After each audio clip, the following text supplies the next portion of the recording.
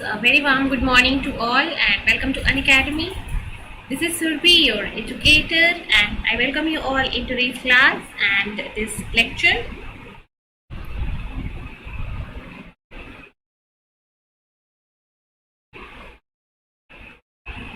So I hope everybody is doing fine and great, and a very warm good morning. So welcome to today's lecture. And before starting the lecture, let me confirm once क्या मैं audible और visible हूँ, उसके बाद start करेंगे.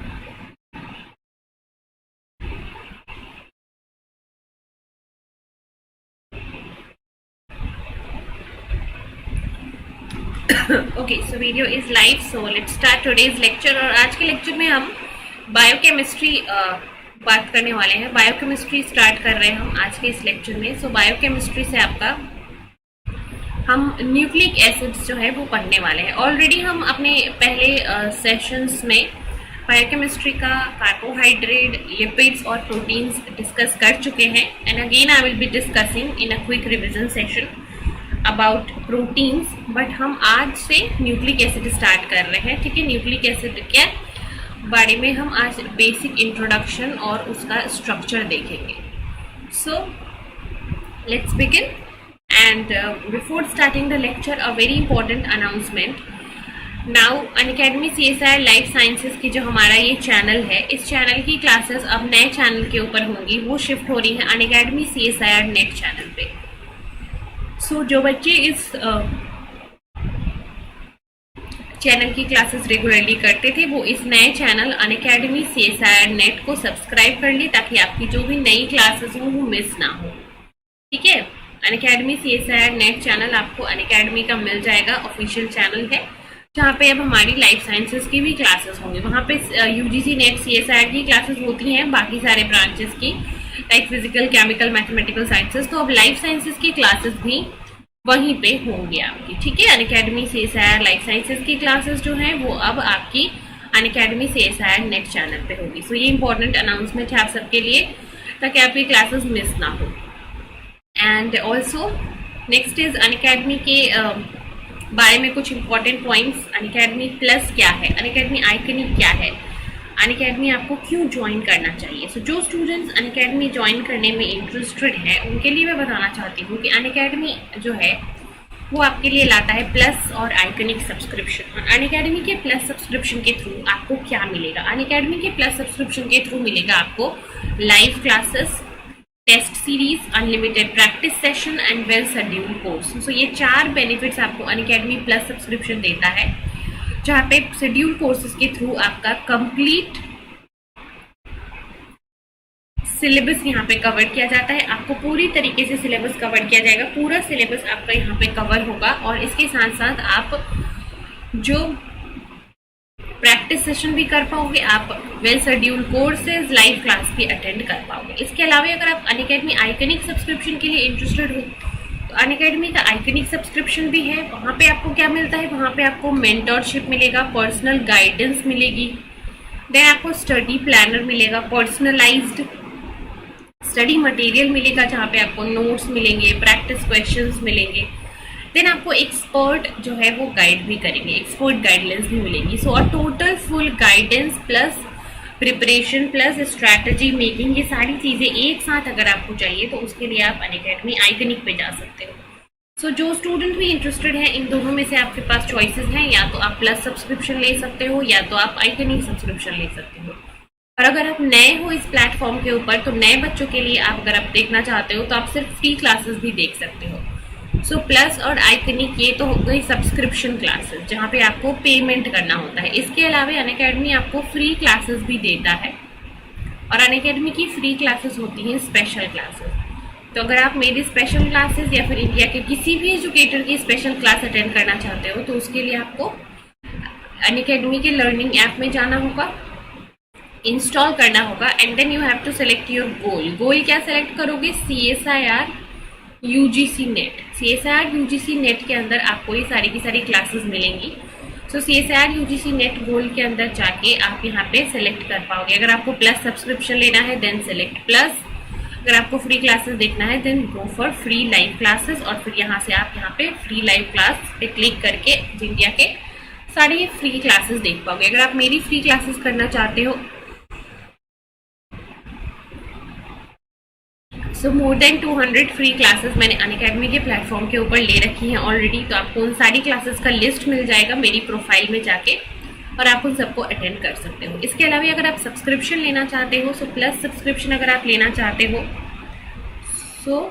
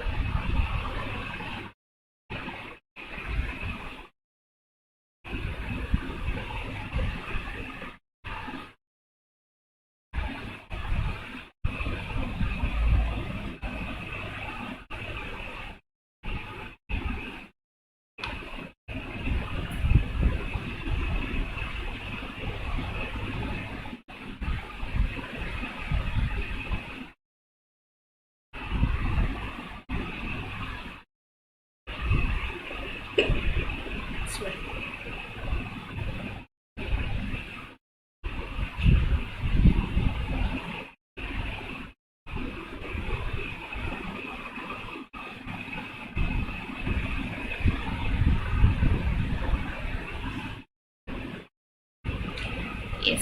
सो यहाँ पे आप क्लिक करके then you have to choose your plan. आप यहाँ से अपना प्लान चूज कर लोगे, ठीक है। आप 6 मंथ्स, 12 मंथ्स, 24 मंथ्स में से कौन सा सब्सक्रिप्शन चाहते हो, and then you can go for payment. Payment करते टाइम ध्यान रखना कि if you want to avail 10% off तो यहाँ पे आपको एक रेफरल कोड एंटर करना होता है। रेफरल कोड आप क्या डाल सकते हो? आप मेरा रेफरल कोड यूज कर सकते हो, that is Survi01। This is my code जिसको यूज करके आप अनअकैडमी से 10% ऑफ ले सकते हो ऑन अनअकैडमी प्लस सब्सक्रिप्शन और आइकनिक सब्सक्रिप्शन। इसके बाद पेमेंट कर दो और इसके बाद आप अनअकैडमी प्लस के स्टूडेंट हो गए होंगे। प्लस स्टूडेंट होने का फायदा क्या है?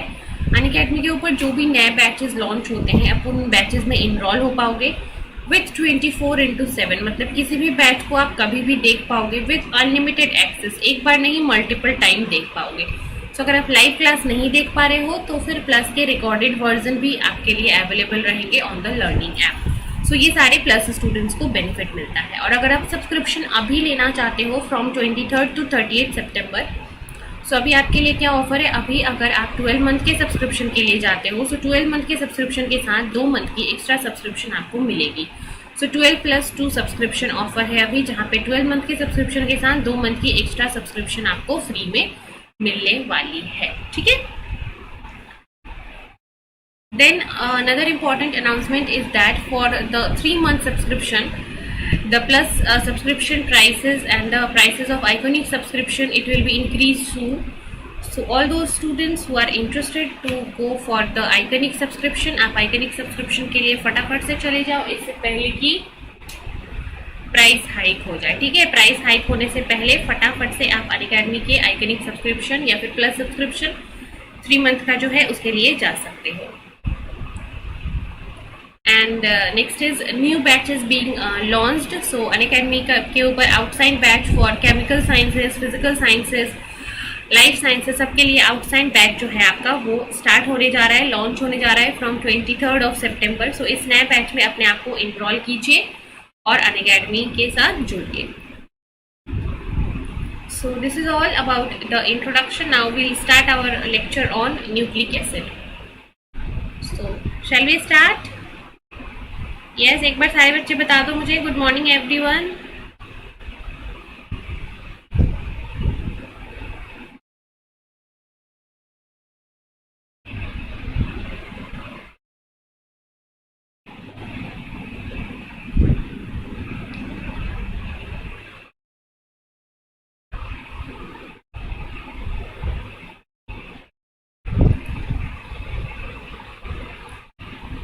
एक बार मुझे बता दो कमेंट के अंदर।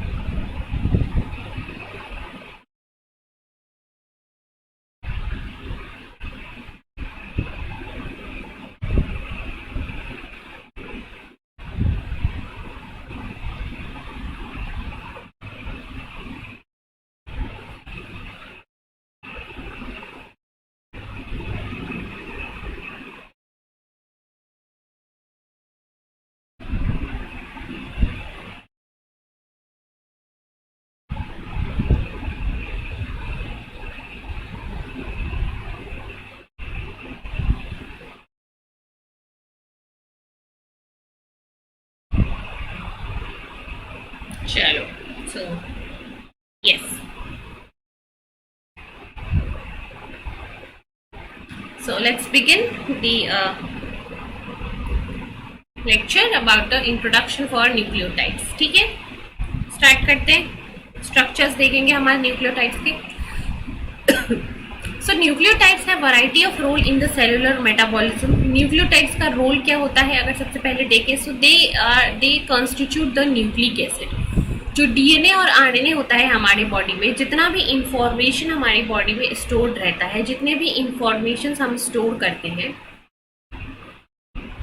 ठीक है, सारे के सारे जो इंफॉर्मेशंस होते हैं, all those informations are stored in our body in the form of nucleotides.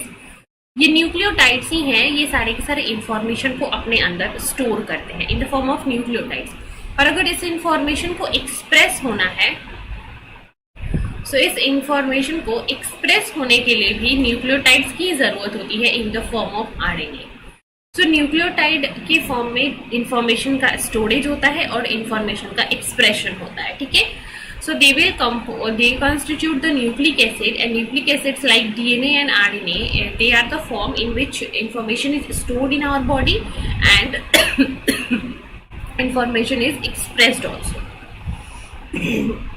They can sometime act as a energy currency। Nucleotides का मेटाबॉलिज्म होके आपको एनर्जी भी मिलती है सम टाइम पे।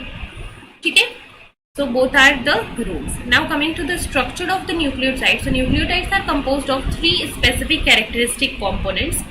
First is a nitrogenous sugar। ठीक है, यहाँ पे एक नाइट्रोजनस बेस होता है, ठीक है, जिसमें एक एरोमेटिक रिंग होगा और वहाँ पे नाइट्रोजन एटम्स होंगे। देन यहाँ पे एक शुगर होता है, that is a pentose sugar, so this is a carbohydrate, and then it has a phosphate molecule. ठीक है, सो यहाँ पे डिफरेंट स्ट्रक्चर, सबसे पहले नाइट्रोजन बेस और शुगर। ठीक है, एक pentose sugar that is a carbohydrate. So जब शुगर और नाइट्रोजन बेस कंबाइन करते हैं, so they will make the backbone, and this structure is known as nucleoside. अब इस न्यूक्लियोसाइड से इनऑर्गेनिक फॉस्फेट आके ज्वाइन कर लेता है तो बन जाता है न्यूक्लियोटाइड। ठीक है, सो न्यूक्लियोसाइड के अंदर नाइट्रोजन बेस और पेंटोज शुगर होता है। ये चीज ध्यान रखना, यहाँ पे सबको कंफ्यूजन हो जाता है। न्यूक्लियोसाइड है मतलब कि इसमें दो चीजें होंगी, pentose sugar plus nitrogen base. Phosphate यहाँ पे नहीं होगा, ये दोनों हो गए न्यूक्लियोसाइड, प्लस अगर इसमें फॉस्फेट ऐड हो गया तो वो ये हो गया न्यूक्लियोटाइड। ठीक है, तो ये बेसिक स्ट्रक्चर के बारे में हो गई general information.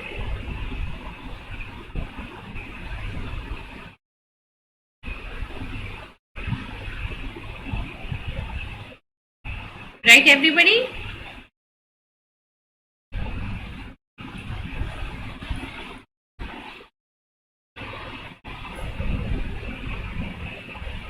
Moving to the next thing, that is structure। ठीक है, so structure की बात करेंगे तो देखो, structure सबसे पहले देखेंगे नाइट्रोजन का। so नाइट्रोजन बेसिस क्या होते हैं, they are planar, aromatic, ठीक है, हेट्रोसाइक्लिक मतलब कि in the cycle they have different components, so carbon and nitrogen होता है, यहाँ पे कार्बन है नाइट्रोजन है, so that's why it is heterocyclic, ठीक है। And which is derived from purines and pyrimidines.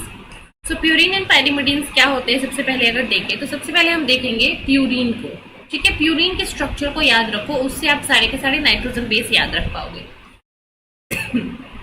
सो सबसे पहले अगर हम देखें प्यूरीन के स्ट्रक्चर को, सो ये हो गया बेंजीन रिंग। बेंजीन रिंग में दो नाइट्रोजन जो है वो हेट्रोसाइक्लिक एटम्स होते हैं, यहाँ पे एक नाइट्रोजन, यहाँ पे एक नाइट्रोजन, ठीक है, 1 and 2। देन आप यहाँ पे डबल बॉन्ड बना दोगे, first double bond, second double bond and third double bond, ये है प्यूरीन।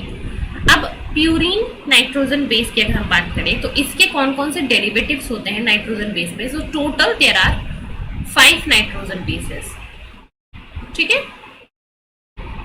इसमें से 3 are pyrimidines and 2 are purines. यहाँ पे 2 प्यूरीन्स होते हैं, कौन कौन से, adenine and guanine, these 2 are purines. And pyrimidines कौन कौन से होते हैं, साइटोसिन, यूरासिल एंड थायमिन, ये तीनों पाइरिमिडीन्स होते हैं। तो सबसे पहले हम प्यूरीन के स्ट्रक्चर को देखेंगे, that is adenine and guanine वाले पार्ट में। सो एडेनिन और गुआनिन वाले पार्ट के अंदर प्यूरीन का जो स्ट्रक्चर होता है उसको मैं आपको दिखा रही हूँ ब्लैक कलर से। वहां पे एडेनिन में आप देखोगे, सो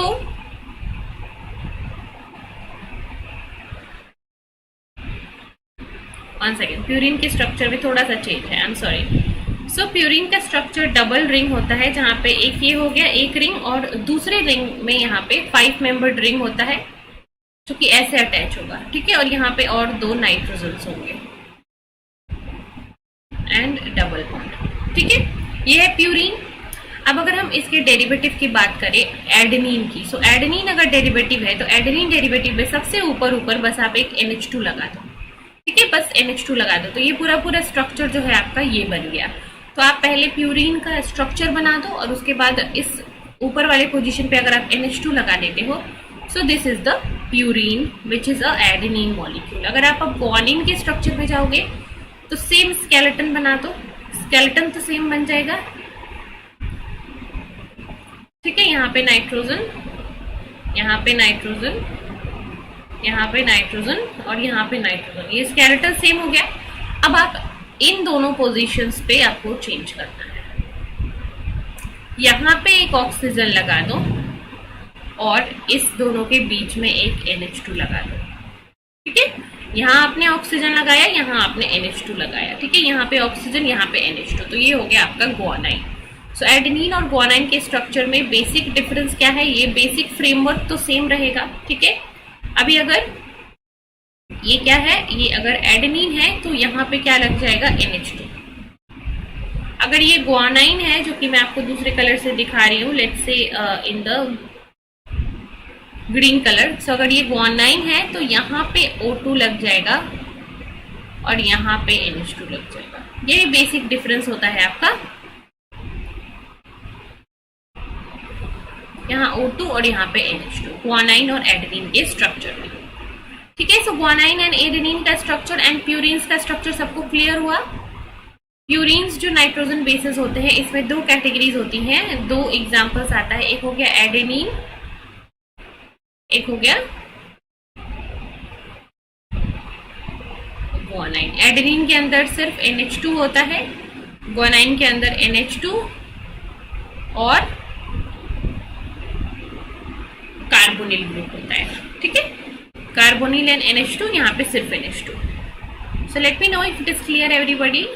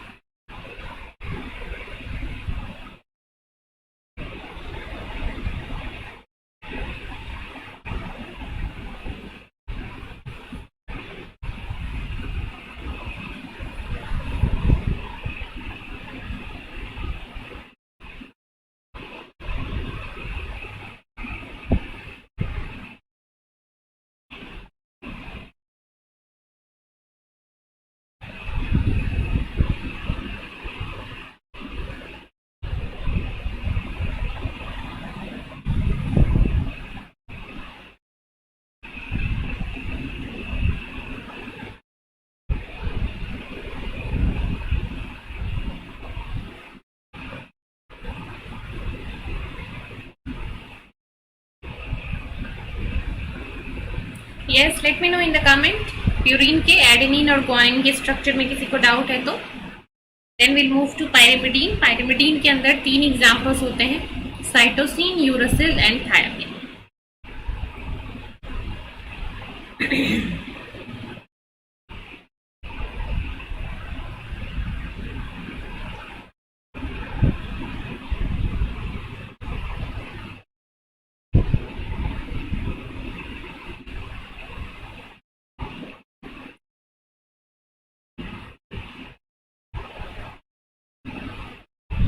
चलिए,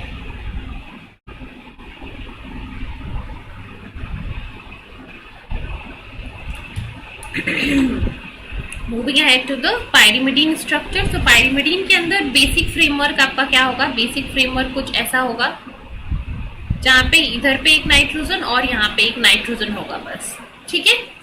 नाउ डबल बॉन्ड। अब आपको क्या करना है, अगर आपको साइटोसिन बनाना है तो साइटोसिन के अंदर आप क्या करोगे, यहाँ पे यू विल, और जहां पे भी आप एटम डालते हो वहां से डबल बॉन्ड हटा देते हो, ये तो ध्यान रखना। तो यहाँ पे हो गया आपका NH2, यहाँ पे हो गया आपका कार्बोनिल, ठीक है। ये हो गया साइटोसिन। यूरासिल अगर आप बनाना चाहते हो,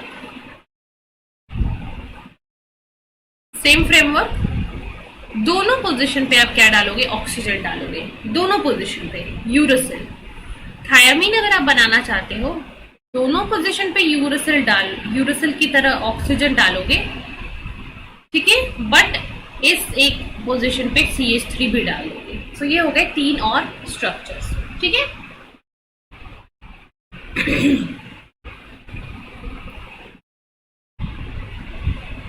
राइट,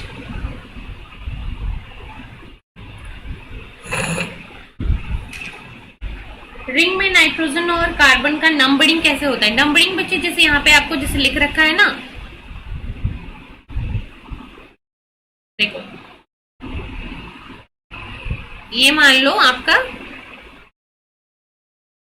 प्यूरिन है, ठीक है। तो यहाँ पे नाइट्रोजन है 1, यहाँ पे नाइट्रोजन नंबर 2। सो इसकी नंबरिंग आप यहां से भी कर सकते हो, 1 2 3 4 5 6 7 8 9, ठीक है। ये 9 पे आता है ये वाला एटम, राइट। इसको या तो आप ऐसे कर सकते हो या तो आप यहां से भी स्टार्ट कर सकते हो, इट डजंट मैटर। नंबरिंग इसकी जो है यहां से भी स्टार्ट होती है 1, ये तो 2 ही आएगा, ये 3 आ जाएगा और ये 4 आ जाएगा। सो आप इस साइड से कर सकते हो या इस साइड से भी कर सकते हो। ये आपके 1 और 3 पे आएंगे दोनों नाइट्रोजन, और ये दोनों नाइट्रोजन 7 और 9 पे आएंगे। सो बेसिकली कोई चेंज नहीं होगा आप इसको, बट हमेशा नंबरिंग नाइट्रोजन से ही स्टार्ट करेंगे। इसको आप 1 2 3 कर सकते हो या फिर यहाँ से 1 2 3 कर सकते हो, ठीक है, और इसको 7 8 कर सकते हो, ठीक है। सो आपकी ये चारों की नंबरिंग फिक्स रहेगी 1 3 7 9, एंड अकॉर्डिंगली आप उसको बाकी कार्बन्स को भी नंबर कर दोगे, ठीक है। नेक्स्ट अगर बात कर लेंगे हम इसकी पायरिमिडीन की, सो पायरिमिडीन के अंदर यहाँ पे एक नाइट्रोजन, यहाँ पे एक नाइट्रोजन, तो इट कैन बी 1 2 3 4 5 6, ठीक है, और इट कैन बी 1 2 3 4 5 6, दोनों ही तरीके से आपकी नंबरिंग हो सकती है। बेसिकली ये दोनों 1 और 3 पोजिशन पे होने चाहिए, ठीक है।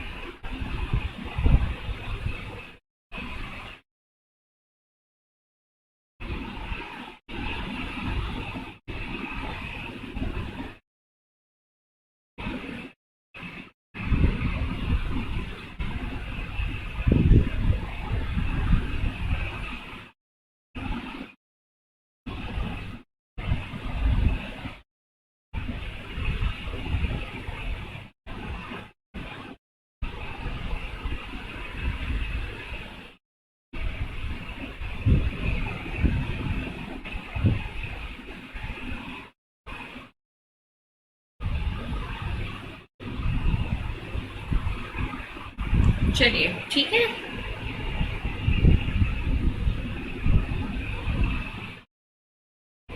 सो ये हो गए आपके 5 न्यूक्लियोटाइड्स के structures.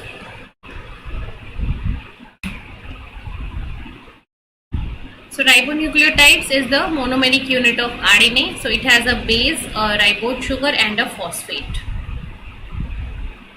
Deoxyribonucleotide is a monomeric unit of DNA. It will also have a base. Then the sugar here is not ribose sugar. It has a deoxyribose sugar and a phosphate. Ribose और deoxy में difference अगर देखेंगे तो ribose sugar का structure कैसे बनाओगे आप?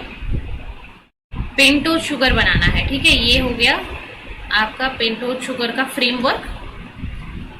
First carbon, second carbon, third carbon, fourth carbon and यहाँ पे होता है फिफ्थ कार्बन। अब आप ग्रुप्स लगा दोगे, देखो यहाँ पे फर्स्ट कार्बन पे OH H होगा दोनों में ही। सेकंड कार्बन पे यहाँ पे H होगा। इस पोजीशन पे अगर वो RNA है तो OH होगा, अगर DNA है तो H होगा, ठीक है। सो सेकंड पोजीशन का जो हाइड्रोक्सिल और H ग्रुप है वो वेरी करता है राइबोज शुगर और डीऑक्सीराइबोज शुगर में। थर्ड पोजीशन में दोनों पे ही H होगा, OH होगा और यहाँ पे ये होगा। तो ये हो गया आपका राइबोज शुगर, ठीक है। अब इस राइबोज शुगर के ये जो फर्स्ट कार्बन होते हैं यहाँ पे आपके प्यूरिन्स और पायरिमिडीन्स अटैच करते हैं। प्यूरिन का जो 9th नाइट्रोजन होता है और पायरिमिडीन का जो फर्स्ट नाइट्रोजन होता है वो नाइट्रोजन और ये हाइड्रोक्सिल ग्रुप, इन दोनों के बीच में बनता है बॉन्ड, ठीक है, जिससे कि नाइट्रोजन बेस और राइबोज शुगर अटैच होता है, ठीक है। सो प्यूरिन का 9th नाइट्रोजन और पायरिमिडीन का फर्स्ट नाइट्रोजन इस फर्स्ट OH के साथ बॉन्ड फॉर्म करता है। So it can be a 1'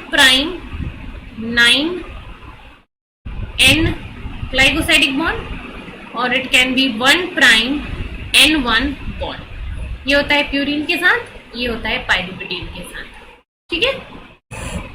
so nitrogen base attach हो गया। अगर बात करें कि फॉस्फेट कहाँ पे अटैच होगा,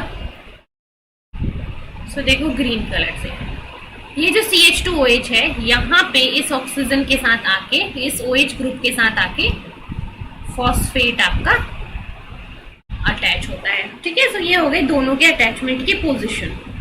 फर्स्ट कार्बन से नाइट्रोजन बेस अटैच होगा और फिफ्थ कार्बन से फॉस्फेट ग्रुप अटैच होगा, ठीक है। सो ये हो गया इसका structure. Is it clear to everyone?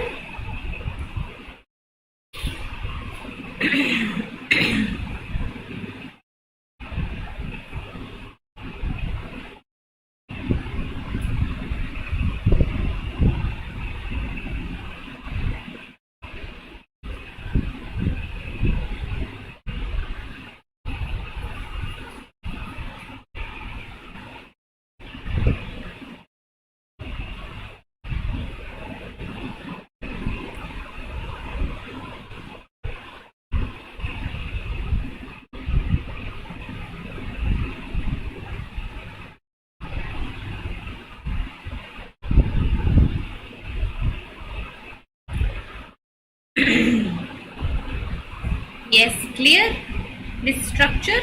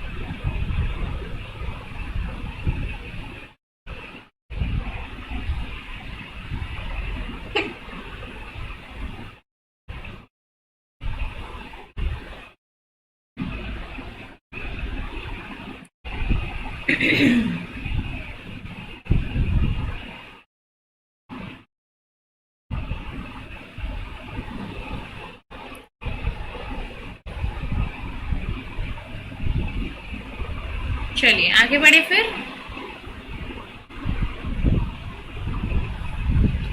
Yes, what happened? No one is responding, so we'll move ahead then. So यहाँ पे सेम चीज आपको बता रखी है कि देखो, अगर ये क्या है, ये प्यूरिन है, एक प्यूरिन का ये 9th कार्बन है और ये है पेंटोज शुगर का 1st कार्बन। इन दोनों के बीच में बॉन्ड फॉर्म हो रहा है और इस CH2OH ये जो है इसका 5th कार्बन, इससे फॉस्फेट अटैच हो रहा है।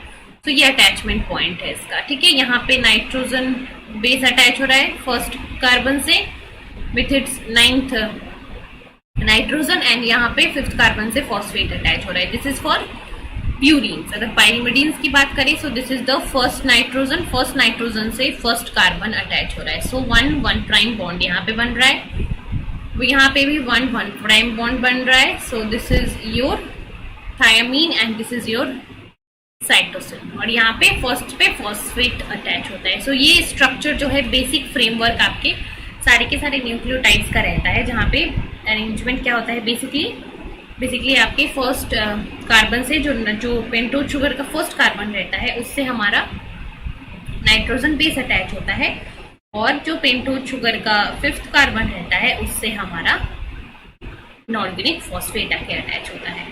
So this framework will be same for all different nucleotides. ठीक है everyone? Clear this structure? It should be clear to all of you. कहाँ पे किसकी बाइंडिंग होती है, कौन सा बॉन्ड होता है, किस एटम से होता है, ठीक है।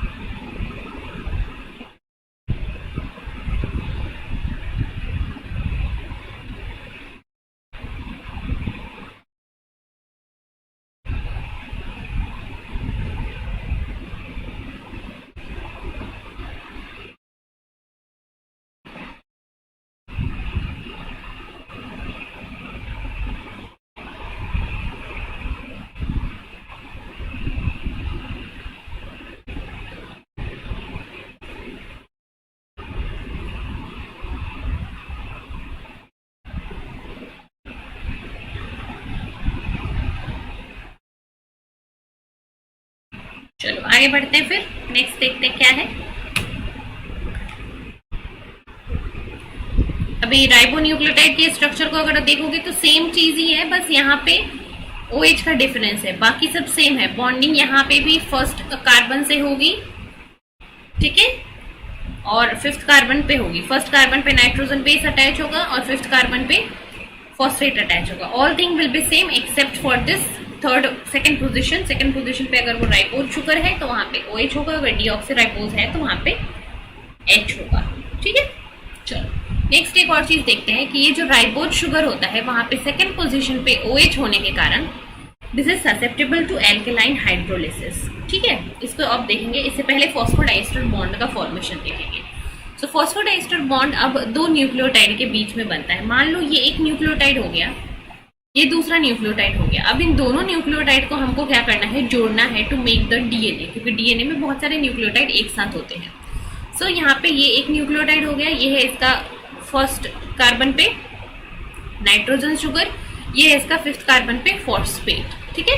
सो ये है 5th कार्बन पे फॉस्फेट, ये है 1st कार्बन पे नाइट्रोजन शुगर। ये है दूसरा न्यूक्लियोटाइड जिसके 1st कार्बन पे है नाइट्रोजन बेस और 5th कार्बन पे है फॉस्फेट। अब क्या होगा, ये जो 5th कार्बन पे फॉस्फेट है, ये 5th कार्बन पे जो फॉस्फेट रहता है, ये जाके 3rd कार्बन के OH पे 5 प्राइम पे जो फॉस्फेट है, ये 3rd कार्बन पे जो OH है, इस पे जाके क्या करता है, अटैक करता है और एक बॉन्ड बनाता है, दैट इज फॉस्फोडाइएस्टर बॉन्ड, ठीक है। यहाँ पे फॉस्फेट और हाइड्रोक्सिल ग्रुप के अंदर बॉन्ड बनेगा and this bond is phosphodiester bond.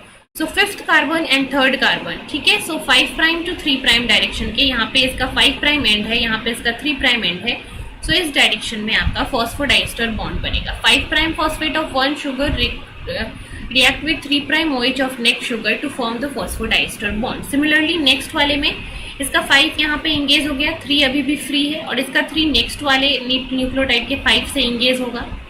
सो ये आपका डीएनए हो गया. आरएनए की अगर बात करें तो सेम अरेंजमेंट होगा. ये 3rd कार्बन पे 5th कार्बन आपके अटैच करेगा फॉस्फेट से. सो this is how the phosphodiester linkage 5 prime to 3 prime will be formed.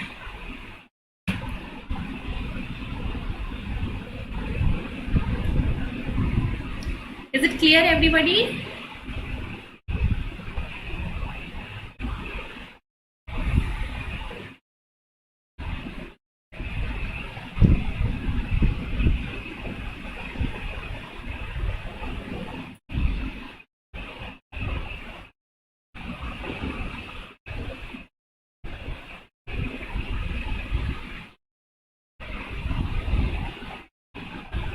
Let me know in the comment if this is clear further. So we'll move ahead now.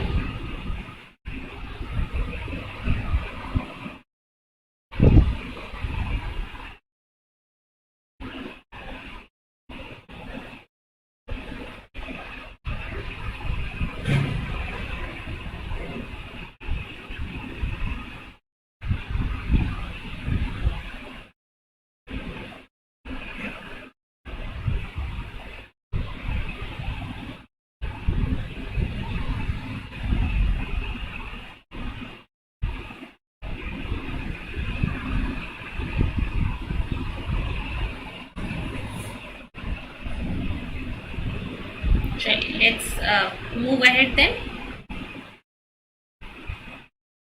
अब बात करते हैं वो alkaline hydrolysis की. So hydrolysis of RNA under alkaline condition. So RNA, because of the presence of the 2 prime OH, RNA is hydrolyzed easily under alkaline conditions, but DNA is not. ठीक है, RNA के अंदर जो ये 2 prime position पे oxygen group होती है, this oxygen group is very much susceptible to nucleophilic attack and thus it will undergo alkaline hydrolysis when exposed, but DNA will not undergo because the 2 prime hydroxyl group is not there in DNA. So this 2 prime hydroxyl group of RNAs, they are susceptible to alkaline hydrolysis. So what happened during this reaction? During this reaction, first of all क्या होगा यहाँ पे देखो, ये जो OH group है, to this OH group different hydroxyl group from the solution will go and attack. So ये act करेगा एज अ न्यूक्लियोफाइल और ये न्यूक्लियोफाइल जाके इस H ग्रुप पे अटैक करेगा. ठीक है, H प्लस को यहाँ से हटा देगा इन द फॉर्म ऑफ H2O. और ये जो ऑक्सीजन अब फ्री हो गया, ये जो ऑक्सीजन अब बच गया, ये ऑक्सीजन जाके ये जो फॉस्फेट ग्रुप है 3 कार्बन से अटैच, उसके साथ बॉन्ड फॉर्म कर लेगा. ठीक है, सो एक फॉस्फेट से 2 कार्बन, ये दोनों कार्बन इस पर्टिकुलर फॉस्फेट से अटैच हो जाएंगे लाइक दिस. ठीक है, so it will form a cyclic ring like structure. यहाँ पे एक रिंग स्ट्रक्चर बन गया और इस रिंग स्ट्रक्चर से फॉस्फेट ग्रुप अटैच हो गया.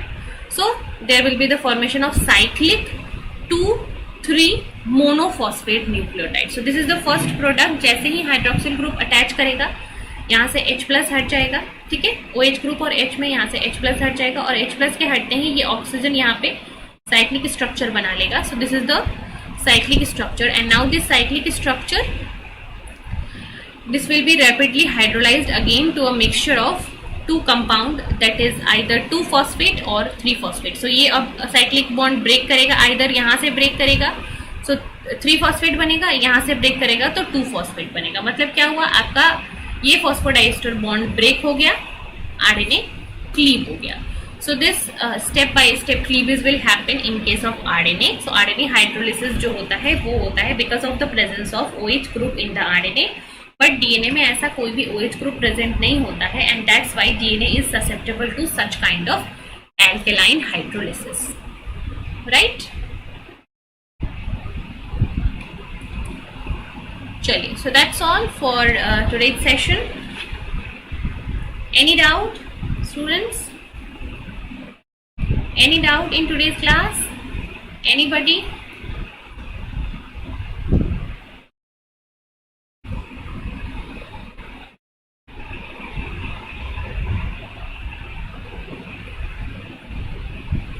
No doubt?